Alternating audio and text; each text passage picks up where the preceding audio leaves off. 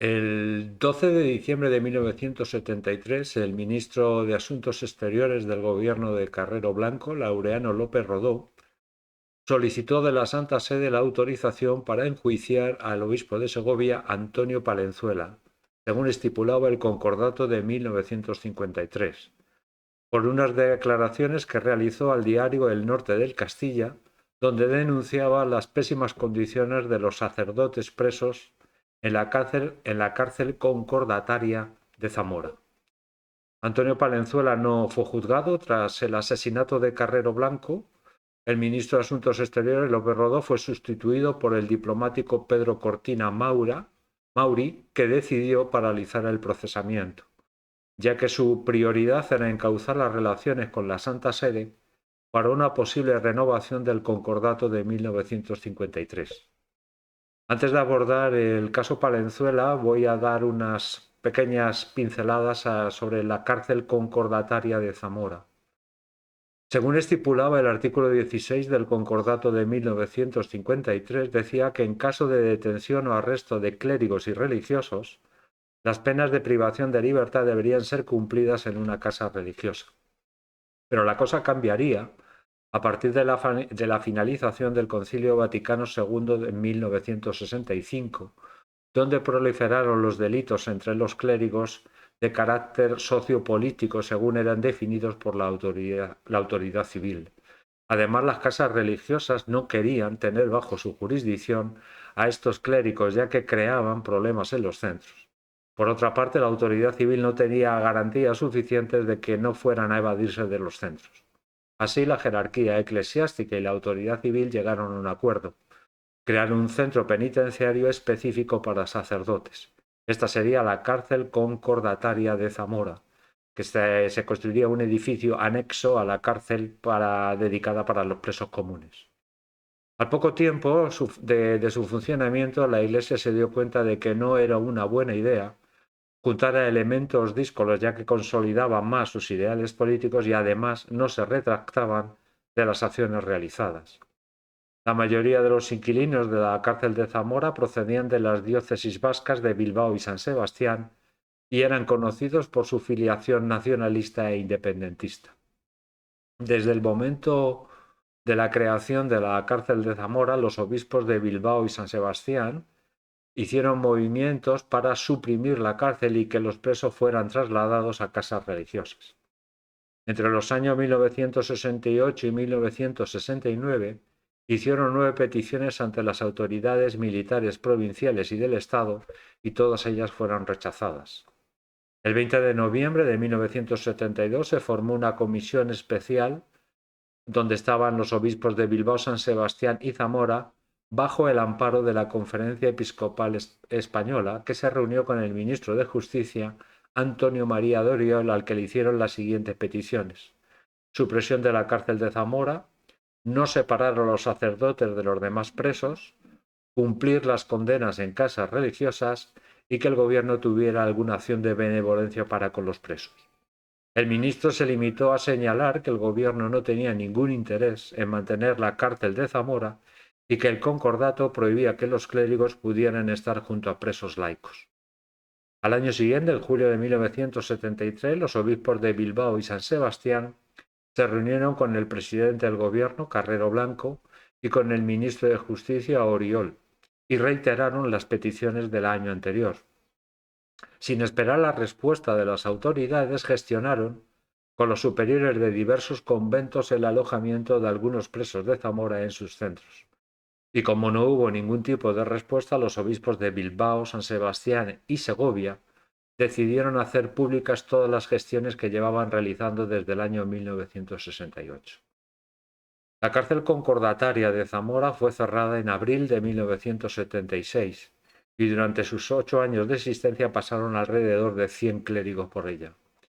Fue la primera medida que tomó el gobierno democrático con el objetivo de destensar las relaciones entre la Iglesia y el Estado. Vamos a explicar qué fue el caso Palenzuela. Tras el fracaso de las gestiones de los obispos para cerrar la cárcel de Zamora, se realizaron muchas acciones de protesta y sobre todo para destapar la situación de los presos en la cárcel. Los reclusos de la misma iniciaron una huelga de hambre. Los jesuitas de la Universidad de Deusto se recluyeron en su centro. Lo mismo hicieron el clero de la diócesis de Bilbao, que se encerró en el obispado. Y la medida más llamativa fue la toma de la Nunciatura de Madrid por unas 100 personas. Fue en este contexto donde se produjeron las declaraciones del obispo de Segovia, Antonio Palenzuela, al diario El Norte de Castilla el 16 de noviembre de 1973. Antonio Palenzuela era partidario de la corriente aportilista promovida por Pablo VI en el Concilio Vaticano II, dentro de la Conferencia Episcopal Española, que estaba liderada por Vicente Enrique y Tarancol. Palenzuela estaba en el punto de mira del régimen desde que ese mismo año, 1973, acogió en su diócesis a Francisco García Salve, encausado en el proceso 1001, donde fueron condenados 10 miembros de comisiones obreras. El 30% de los sacerdotes de la diócesis de Segovia apoyaron al obispo por su postura humana y cristiana. A partir de este momento, Palenzuela se convirtió en lo que en vocabulario eclesiástico se denomina obispo benévolo, que era aquel que aceptaba clérigos que no podían seguir realizando su labor pastoral dentro de su diócesis. En la entrevista al diario El Norte de Castilla, Palenzuela denunciaba las malas condiciones de los presos de la cárcel de Zamora, falta de espacio físico para realizar una mínima actividad física, convivencia forzosa en celdas comunes, falta de higiene, vigilancia innecesaria, vejatoria y algunas veces hasta cruel, limitaciones a las fuentes de lectura y de conocimiento y abusos disciplinarios en celdas de castigo por motivos nimios. El Consejo para Asuntos Públicos de la Iglesia de la Santa Sede escribió el 7 de diciembre de 1973 a la Embajada Española para comentar la inoportunidad de la existencia de la cárcel, ya que estaba generando problemas tanto a la autoridad civil como a la eclesiástica, y se mostraba comprensiva con el comportamiento de los presos. 6 presos de la cárcel de Zamora se habían amotinado después de la publicación de la entrevista de Palenzuela, y asimismo daba autorización para que los sacerdotes fueran transferidos a cárceles comunes con el consentimiento previo del obispo correspondiente. La respuesta del gobierno ante la entrevista de Palenzuela fue redactar un auto para procesarle, acusándole por acusar a las instituciones del Estado con acusaciones falsas, según dijo el Tribunal Supremo. Se le podían aplicar 3 artículos del Código Penal. El 252 castigaba con penas de prisión mayor e inhabilitación absoluta a aquellos que circularan rumores o noticias falsas, desfiguradas o tendenciosas que perjudicaran el crédito o la autoridad del Estado. También se le podía aplicar el 457, que castigaba a quienes imputaran faltas de moralidad cuyas consecuencias perjudicaran la fama o el crédito del agraviado. En este caso estamos hablando de los funcionarios de prisiones. Y por último también se le podía aplicar el 161, que castigaba a quienes injuriaran gravemente al gobierno.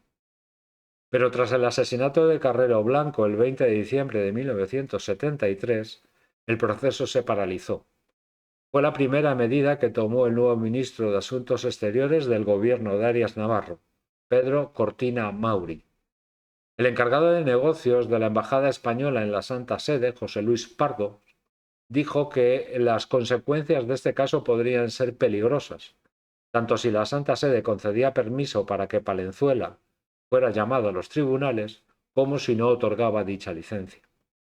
Si se concedía la licencia, las reacciones de la opinión pública ante el procesamiento de un obispo podían convertir a Palenzuela en un mártir y ser la bandera de los opositores del régimen. Pero si no se concedía la licencia y se filtraba a la prensa, el principio de la autoridad del Estado, del Poder Judicial y del Concordato de 1953 podían quedar en entredicho. Por tanto, Pardos recomendaba paralizar el procesamiento y llegar a un entendimiento con la Santa Sede. Y se cerró el caso y no se juzgó al obispo Palenzuela ni ninguno de los casos posteriores que tuvieron algún problema con la autoridad civil. Sin embargo, Palenzuela volvió a denunciar la actitud del régimen en un artículo publicado en la revista Por Favor del 21 de julio de 1975, En este artículo afirmaba la necesidad de dialogar con el marxismo, que se acabara el tema de la Iglesia como cruzada, la existencia de lucha de clases en la sociedad española, y también se preguntaba por la validez del socialismo para resolver problemas sociales. Era lógico que la revista fuera secuestrada. El 12 de mayo de 1995 se aceptó la renuncia de Palenzuela. Tenía 76 años y problemas de salud. 8 años después moriría en Segovia el 8 de enero del 2003.